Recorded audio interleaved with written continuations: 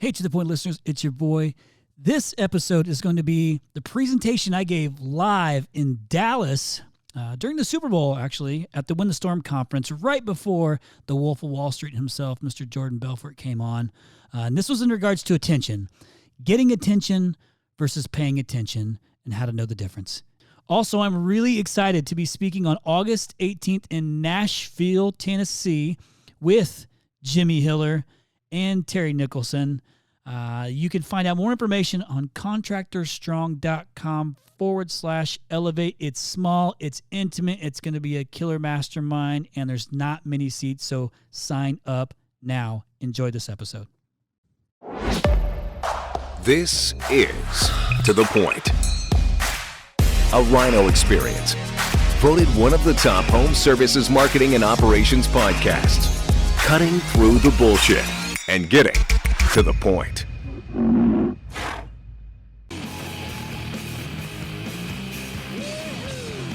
Get the pump. Hey, what's up? Let's go! I get to kick off day 2. Super excited. How we all doing? Man, I love Texas. I was here last Thursday, and y'all got a lot of ice and snow, and I got stuck here. Not today. Hey, I'm excited to be here. This is my first time at Win the Storm speaking. Got to meet a lot of y'all last night. It was a great time. I got to see Jordan last night. You guys excited to see Jordan Belfort? Oh, my gosh, dude. He is next level. Next level. So first and foremost, I do this anytime I get the opportunity to speak in front of everybody. I like to give thanks. I live a life of gratitude. I have a real, I feel like I always have to make sure I just say thank you to any of our customers that are in here. Many of our podcast listeners, it is the largest home services podcast in the marketing section, so I'm extremely grateful for that. I also want to give thanks just to Win the Storm and SVG. The fact that they had me here be able to pour into you, I'm grateful for that. I'm not going to waste your time. This will be 30 minutes of straight fire. I promise you that. And then last but not least, if you've been in the armed forces, you served, you currently serve, can you please stand up so we can recognize you? Please stand up if you served and give a big round of applause. Hey, thank you so much. Hey, none of this is possible if y'all don't do your thing. I appreciate you. Thank you so much. Let's get after it. So I wanted to say one thing. I've done this for 14 straight years. I've worked with contractors like yourselves. 14 straight years. I know I look like I'm 25. I'm 42.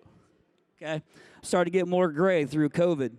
But I want to talk about this. This has happened every single year I've done this. I've talked about the 95-5 rule. So anybody sitting in this room, if you look to your left and if you look to your right and you had to give that awkward glance to the person next to you, here's what I'm going to talk about why that matters. That's 95% of you sitting in this room right now that spent your money to be here, time away from your family, your kids, your employees. You're going to come here. There's been a lot of amazing speakers, great panels. You took great notes. You got good content, things you're excited, you're jacked up about. And then you're going to go back home and you ain't going to do shit with it. And that's the harsh reality of what's happened for 14 straight years of me doing this and seeing it over and over again. And it breaks my heart. So I'm going to encourage you to instead be part of the 5%ers that actually take the notes, go back, give it a try. If it fails, don't give up. Do something different with it. Fix it, but try something. You don't have to do everything. You don't have to do everything. Find something and move your business forward. Otherwise, this is a complete and total waste of time. And did you come here to waste your time? Fuck no.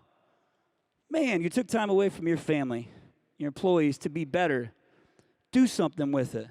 I tell my employees all the time, ambition without action is useless. Read that again.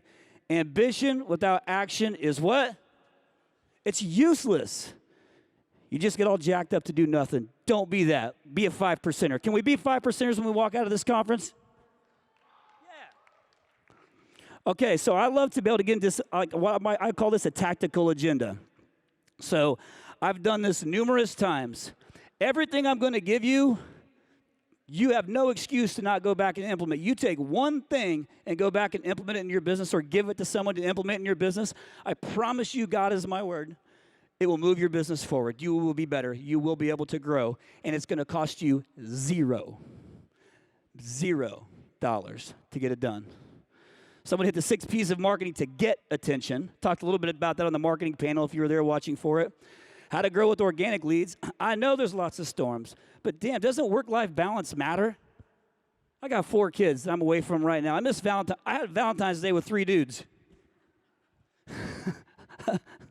And it was weird. And Jordan Belfort was there. It was definitely weird. But that's the sacrifice we make, like to try and move our businesses forward. Someone hit on some things that, hey, if you don't always have to chase storms, I promise you there's another side of this thing too that allows you to stay home and still get business and grow your company. I promise you. I want to talk to you about how to fix the gap between sales and your CRM or your QuickBooks or wherever it is that you're tracking your revenue or money coming in, because I promise you there's a lot to be worked on in there. And if you have CSRs, your customer service reps, or just an office manager answering your phone, this is one thing I'm going to hit on quickly. Again, takes minimal effort to fix it. Usually it's the biggest problem. A lot of times you don't have a lead problem. You don't have, usually there's an operations problem that needs to be fixed. And then you got to know your competitors. Like, live a life of gratitude. I'm grateful. I cheer on my competitors, but I want to whoop their ass. Don't you want to whoop your competitor's ass? Like, come on. I got to have the privilege of racing IndyCar for a few years, and this was a fun time of life for me. And I got this stint. This is going to sound crazy. I'm born and raised from Indiana. I doubt anybody is here from Indiana, unless we have any Hoosiers in the house. There we go. There's one. It's probably my brother, their sister. Kidding. I also got to join the bull riding circuit for 2 years, from 2000 to 2002. I was on the professional bull riding circuit. So I did 2 really cool things because I am all about having experiences in life. But here's the one thing from those days to today, it's just a different path I'm going down using the same thing. I have ADHD. A lot of sales guys have ADHD. I can only focus on one thing at a time. But in racing, you make one little tweak to that rear wing, lower it down, you go faster down the straightaway, but then you're looser in the turn. That's the scary shit. That's how fast can I get in that turn without spinning out or hitting the wall. But data matters. I track the numbers. I look, when could I have lifted a half a second later? Could I went a half second deeper in there? A quarter of all the data acquisition to be able to help me make me faster. Bull riding. You believe that there's we have anybody that's done bull riding in here? I mean, we are in Texas. Yeah? You're crazy when you're a bull rider, right? Basically, you show up to a rodeo. You hope to God one of your rodeo partners wins. If you don't, so somebody's got money. You're probably going to get in a fight that night. That's usually, you're going to drink a lot of beer and whiskey. That's kind of how that goes. That was a rough 2 years, but man, it was a blast. But you have to study the bulls. If you're going to go ride a bull, you have to go study and make sure, is that thing going to come out and go right? Is it going to spin? Is it going to lunge out? If it come out of the gate, is it going to go left? So all the things that I'm trying to do to prepare, I'm studying constantly over and over and over and over. But I'm always doing something incrementally. So I'm going to talk about why am I even here? I'm based out of Phoenix, Arizona today. That's where our headquarters is. We have roughly 130 plus employees, somewhere in that range. I've been doing this for 14 years, as I said. I've had the luxury and the blessing to have a partnership with a guy named Gary Vaynerchuk for the last 3 years. Anybody know Gary V? And he's taught me a lot just about, branding and like how to do things. He goes, I love to go and speak. This is where my heart's at. But he's taught me a lot about how to grow my business. And he was not necessarily a mentor to me, but certainly a good advisor for me. And it's been a blessing relationship. And I get to share some of those things with you guys that I've learned. So in the last 2 years, the private equity space has gotten real busy with companies like ours in this room. Because when COVID hit and you couldn't go to restaurants and you couldn't go to gyms and some of these businesses that weren't essential, they still had to spend money. And they started getting in our space, if you haven't noticed. And in my world, I come from working with HVAC heavily, plumbing contractors heavily, electricians heavily, thousands of them across the United States, Canada, and Australia. And I noticed a lot of my biggest private equity players, $500 million companies, started buying roofing companies. So that meant I got into the roofing business. Again, weird thing is I had roofing companies since 2008 that are customers still today. And I'll tell you this, it is significantly easier than HVAC, significantly. And it is super, super non-competitive in my world. So to me, I was like, I'm going to go own this shit right now with the right people. I'm not a fit for everybody. I'm super competitive. I want to win. But you got to actually have a legit business to do that. You can't just make sales and call yourself a company. You got to do more things. But in that space, some of the biggest and the baddest in that HVAC, plumbing, electrical world are my customers. I've earned that reputation. I know how to grow a company. I know how to scale a company because I pay attention to data. Because data, the numbers, keep us all accountable. But here's what I learned over 14 years. If I don't do it for you, you won't do it either. So I can tell you all these things. A lot of times you'll have that ambition. You have to take action. Maybe you won't take action. But if you have a company or a marketing person who will do it for you, it will move your business forward. So I just learned how to do it for you. So I'm going to teach you a couple things today about attention. Because really we're on the attention game. We're all trying to get influence. We're trying to gain people's attention. To get leads, and you need to pay attention to the vitals of your business to be able to move it forward. Leads is the easiest part. What you're trying to do is gain return on influence. So have anyone in here ever heard of Simon Sinek? Simon Sinek did a phenomenal TED Talk on Starts With Why. It's 15 minutes. Even if you have a short attention span like I do, you can watch this 15-minute video on YouTube. He says, people don't buy what you do, they buy why you do it. Think about that. You all do the same thing. What makes you better than the next guy? What are you putting out there? It's got to be more than about the roof. It's got to be more than about solar. It's got to be more than about the contracting. People don't buy what you do, they buy why you do it.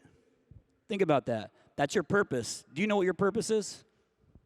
Are you living your mission statement? Are you living out your vision? People don't buy what you do, they buy why you do it. I'm going to tell you a quick story, because stories usually stick. So I was blessed to have a great friendship with Chester Bennington. Anybody in here ever heard of Lincoln Park? God rest his soul. I like sharing this because early on, before Chester was the lead singer of Lincoln Park, was kind of a lost. And I remember a story he was telling me in Tucson at backstage at one of his concerts about how when he was growing up, because he didn't fit in, he was trying to, at one point in time, he was just trying to be like everybody else. Like, if I just do what they're doing, I'll fit in. You know, they're smoking weed, I'll go smoke weed. They're going to go drink beer, I'll go drink beer. They're going to go to this place, I'll go to that place. He was trying to be like everybody else to make himself feel better. That's not who he is. And he said, you know what? When I stopped trying to be like everybody else, and I went back to being the creative version of Chester Bennington, I started getting creative. I started writing music. And guess what? Hybrid Theory came out, their first album, and blew up. That line, all I want to do is be more like me and less like you, worked.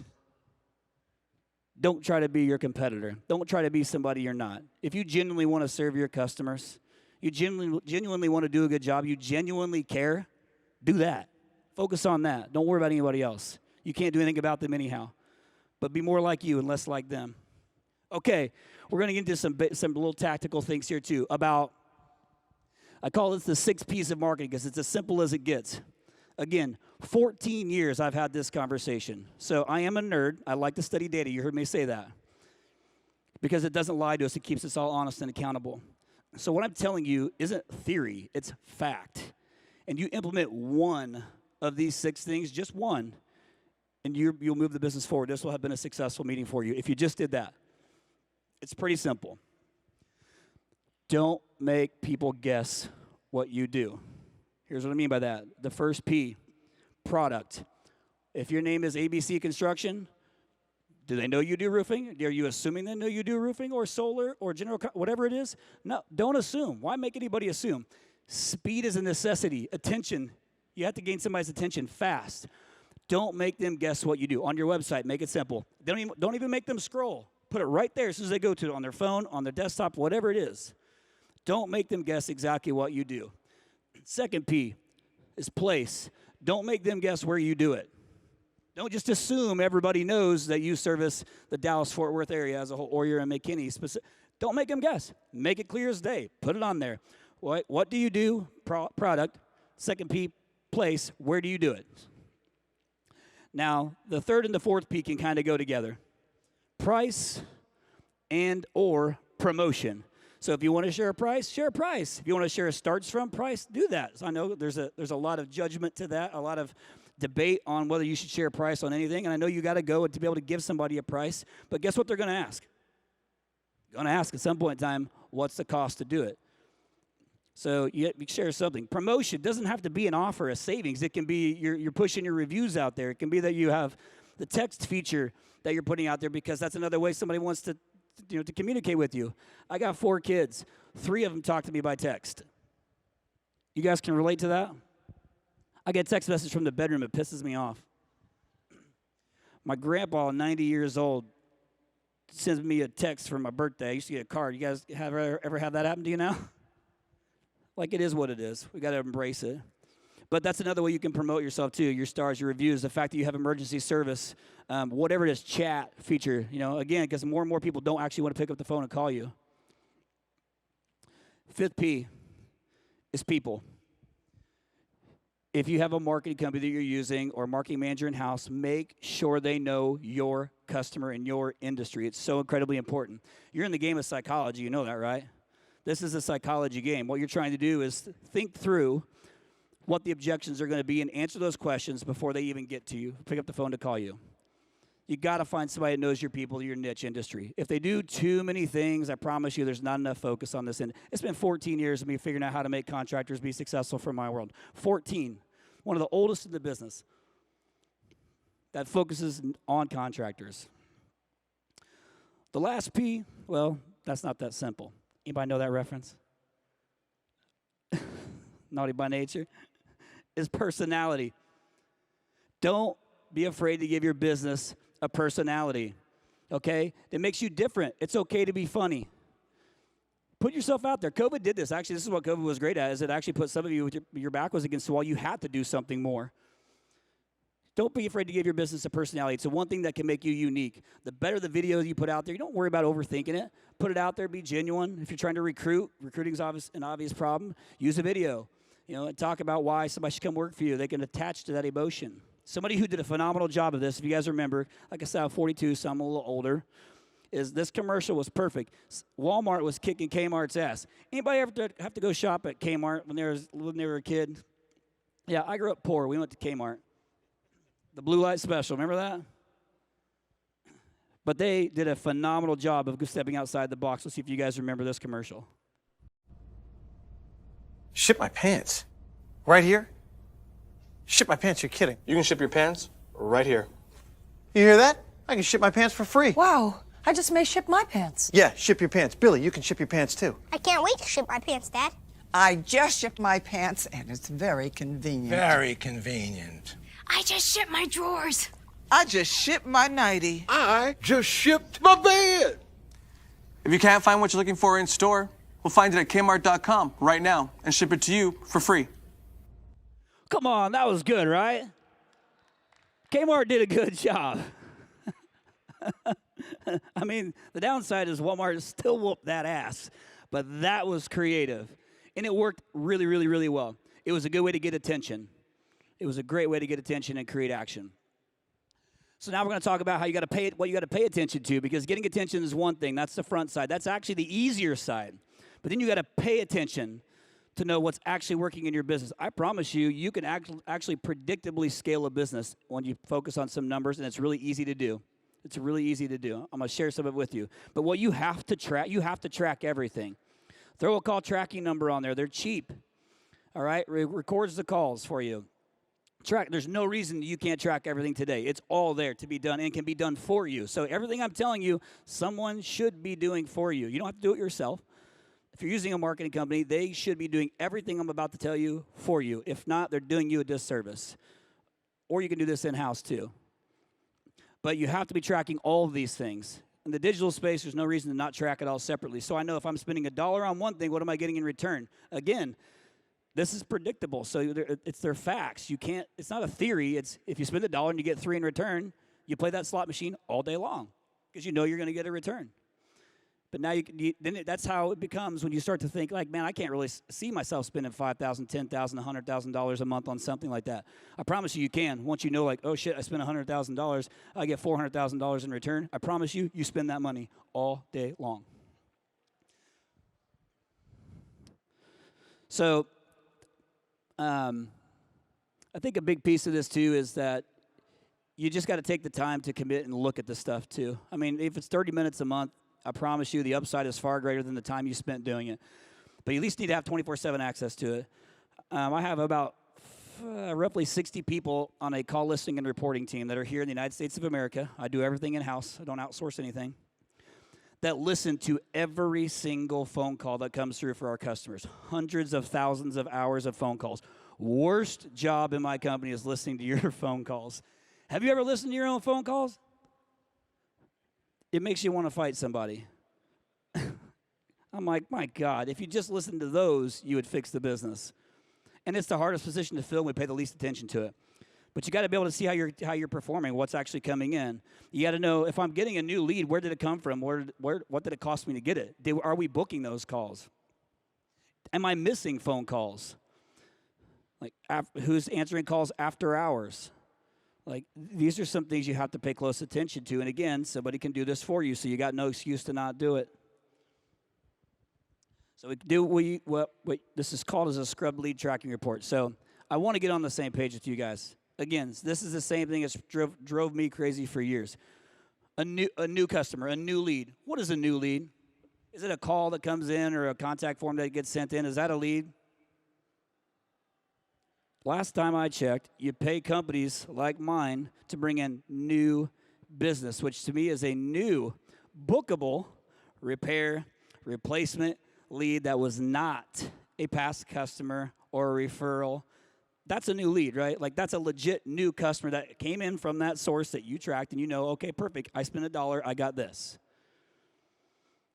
That is a new lead, a new bookable repair or replacement lead that was not a past customer. So the best I can do is at least share with you kind of some of the stuff that we do to hold our team accountable to help companies like yours grow. So we built this dashboard a long time ago, and there's plenty of them out there. A lot of marketing companies have them, so they should have it.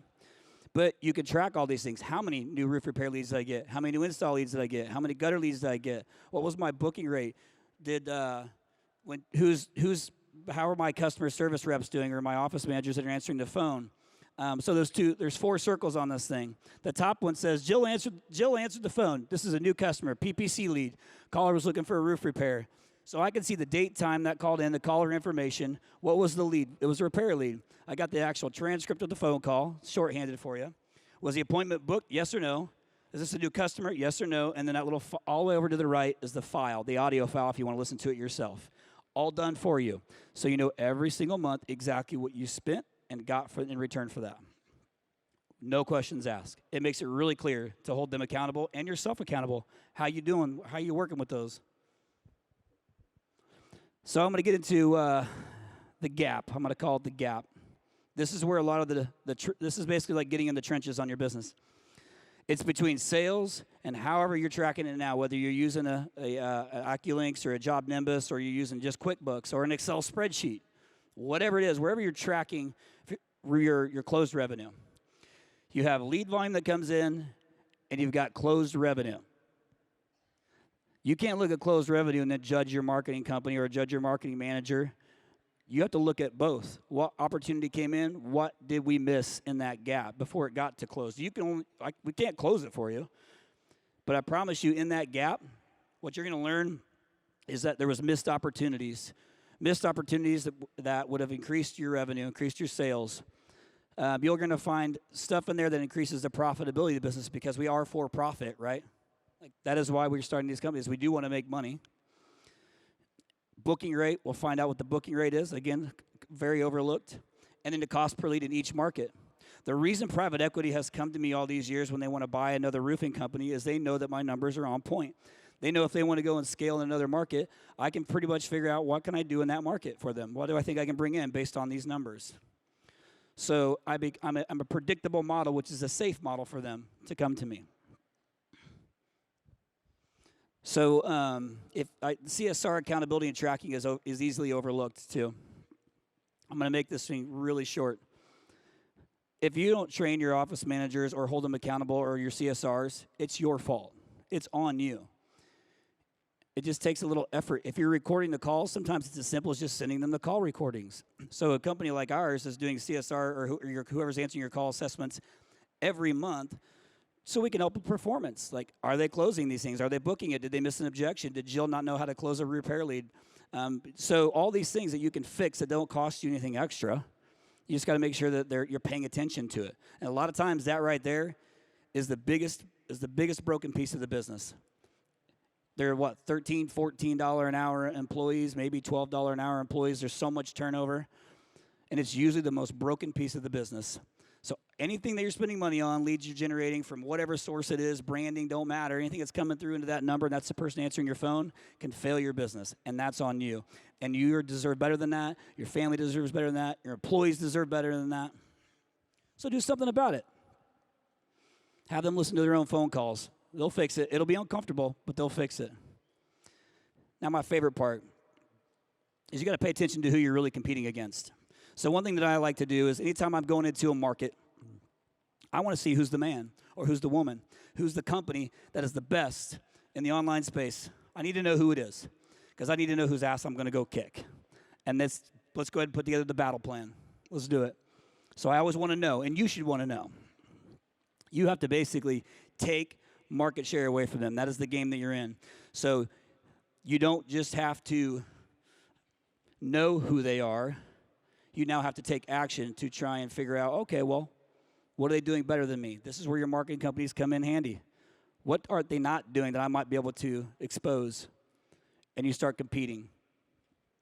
The 5%ers focus on storms and organic leads, all things. You don't have to be perfect at everything.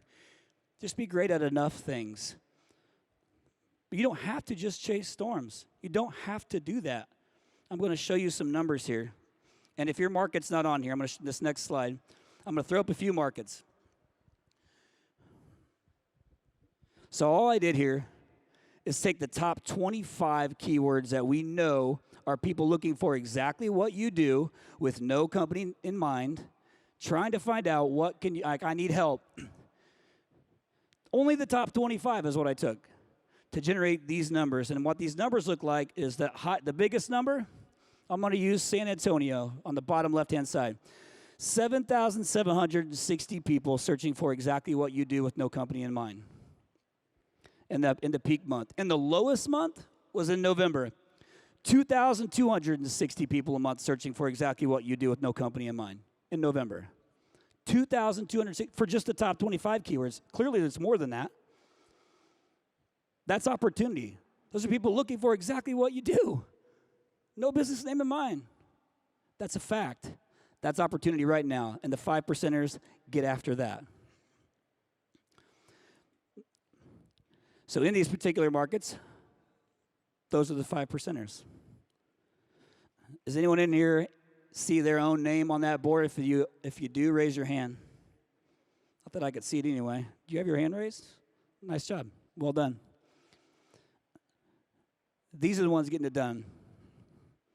If your market's not on here and you want to see who are the 5%ers, don't worry, I'm going to hook you up. This QR code stuff, anybody see the QR code bouncing around on the Super Bowl? Like, that was pretty amazing. QR code sucked like 2 or 3 years or 4 years ago. COVID came, they made it like the ultimate comeback was the QR code. If you scan that code right there, my team will give you those exact same numbers for your market. You can pick up to 3. That is not a sales pitch. They will not sell you anything. This is literally my gift to you. One of my core values at Rhino is giving back. It's the one that means the most to me. That's what I'm here to do, is give back to you. That code right there will shoot you over that same list I showed you of contractors that are the best in your market. Pick 3 of them, and they'll get it to you. I'm also in the very, very, very back of the expo hall is Camp Rhino. I think I'm going to hang out there until about 4 today before I head out of here. I'm happy to connect with you guys, but the same code is there too that you can scan. But my heart is that you take some of this information that I have given you, like the 6 P's of marketing. You've got product, place, price, promotion, people, and what was the last P? Personality. All right, you can grow with organic leads. I promise you it's there. I just showed you those numbers aren't made up numbers. Those are real numbers. All right, dig into these gaps. Right, look at sales come in and look at closed revenue. Start to see where's the weak point. All right, is it your CSR accountability? Do they need help? And know who your competitors are in the market. Know who they are. Stop guessing. All right, there's no reason we should feel like something is or isn't working, or feel like we're great in our market, or feel like we're the best. Because you should know it's all there. But none of it means anything. None of it means anything if you can't put all the information to work over and over again. So if you're trying to scale your business, which I'm assuming you probably are, that's why you're here, or even sell your business, these are the things you need to do. These are the things that will help with your multiple if you're trying to sell the business. All right, complacency has no vacancy. We talk about that. When we get complacent, we get our ass kicked. Complacency has no vacancy. So the last thing I'll finish with is something I say all the time on the podcast to my employees, to everybody that I've come in touch with, is I say, you don't have to do everything. You don't have to do a bunch in one single day, but do something. You can't have no 0 days. Can we say that together? No 0 days. No 0 days. That is exactly what the 5%ers do. And we want to be 5%ers, right? Hell yeah. I got one guy back there who wants to be a 5%er. Guys, we want to be 5%ers. That's why you're here, right?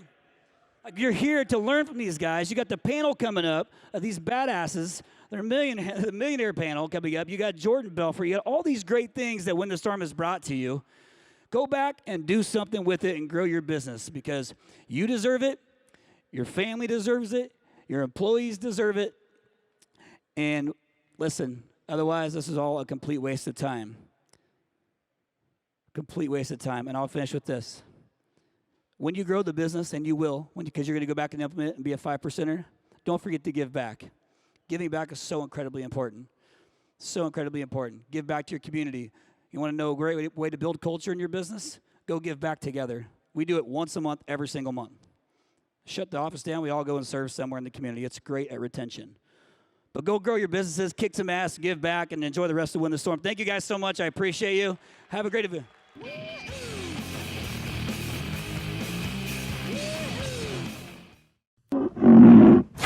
Listeners, thank you so much again for listening to this podcast week after week. We are extremely grateful. Again, the whole purpose of this podcast is to give back to the home services industry that we love so much, whether you're a rhino or not. We really, really appreciate all the subscribers. And if you haven't subscribed yet, please go in and subscribe, and you'll get all the episodes sent to you automatically weekly. Also, we have really enjoyed your feedback. It's so meaningful for us when we get to read the nice comments that you guys put. So keep doing that. And if you don't know how to do it, here's what you got to do. You search for To The Point Home Services on Apple Podcasts. You click on our profile, scroll all the way down to the bottom, and hit write a review. And be honest and share your story and how the podcast has impacted you and your business. Thanks again from the bottom of our hearts at To The Point Home Services Podcast. We appreciate you.